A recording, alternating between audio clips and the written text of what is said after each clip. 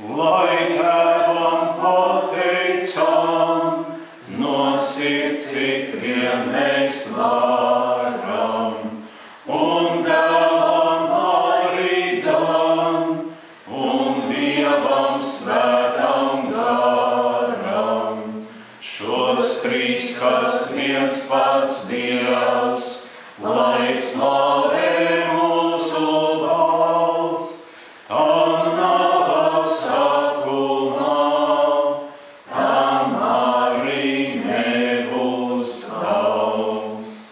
Un redziet, šis brīnišķīgais, ko mēs arī tā no sirds dziedājām, un to var no sirds dziedāt, bet saprotiet, mācītājs Rinkārds to dziedāja situācijā, par kuru man baisni būtu stāstīt mēra laikā savā pilsētnē, kur bija mācītājs, kur masu kapos viņam bija jāpavada gandrīz visa pilsēta katru dienu neskaitāmi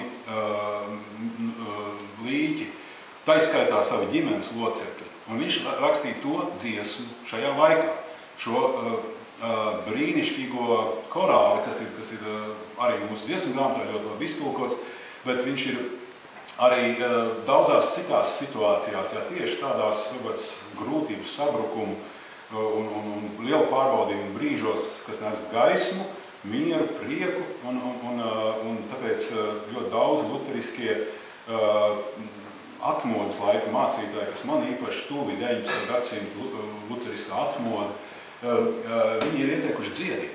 Dziediet tad, kad ir grūti, tad, kad nāk kārdinājumi, tad, kad demoniskas un tumšas varas uzmācās, un viņas noteikti uzmāksies. Ja? Viņas noteikti nāks un iekāros mūsu sirdis, un tad visu mūsu gribēs atbūt atpakaļ, atraut, izbiedēt.